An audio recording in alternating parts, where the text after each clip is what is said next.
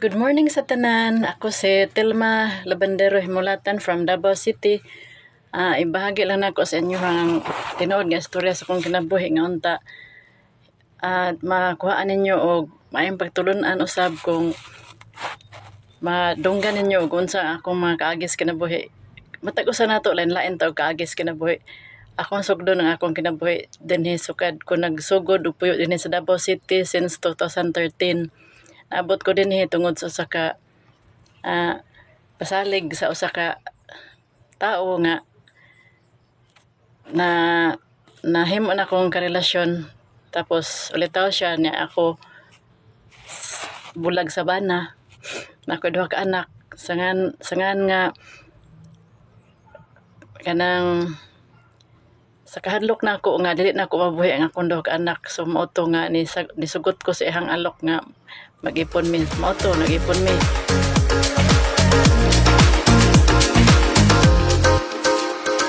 So nasara na ko nga katong tanan mali gito siya kay napa man ko bana, pero 3 years na mi adto nga bulag. Nagpray ko sa Ginoo nga unta kung tinuod man ko niyang anak, iya jud kong pantunon sa akong mga nahimo nga sala tungod kay unhealthy relationship man gud to siya, tungod kay sa Bible nang iyon man nga walay makabulag sa mag-asawa, tungod ang gihiusa sa Dios walay makabulag ni bisan kinsa. Pero wala man ko'y annulment, so hinadto akong kinabuhi 2 years na mo nga live-in, puno sa kasamok, puno sa kaguliyang kagubot ba sa mga kuan mga in-laws inana. So nagka hitabo jud nga nagbulag jud mi mo to karon kay naminyo na siya, kay ulitaw man siya naminyo na siya, so okay lang to. Ako as a single mother na ako do ka abog anak, nagpadayon ko sa kuang kuan ang panginabuhi nga solo kauban sa kundo ka anak, pero dili man ko kwartahan, dili ko dato, pero dato ko sa pahigugma sa Ginoo. Akong gitugyan tanan ang akong ginabuhi sa Ginoo, siya ang nag-provide sa among needs. Sukad pagbulag namo diha ko nahawa sa kanang murag tunok ba, marukog nahuasan sa kalintura ba nga wala na ko'y kuan, wala na isabit ba.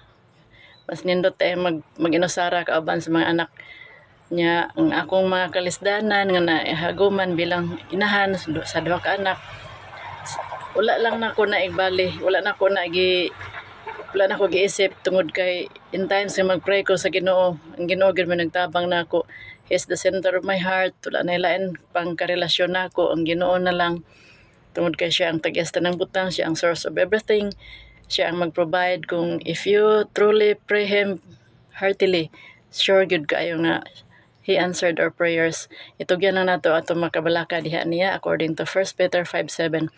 Hope nga magustuhan or sa gamay nga kaagis akong kinabuhi, part lang ni sa akong kaagis kinabuhi, pertin taasa sa akong kinabuhi nga mga kaagis kinabuhi taas kay siya, pero himo lang akong mubo para dili pod mo maboard tan-aw sa akong naong or maminaw sa akong stories kinabuhi. Yun lang, maayong buntag sa tanan. God bless. For more new upload videos, puntahan lang ang mga social media platforms na nakikita ninyo sa inyong screen.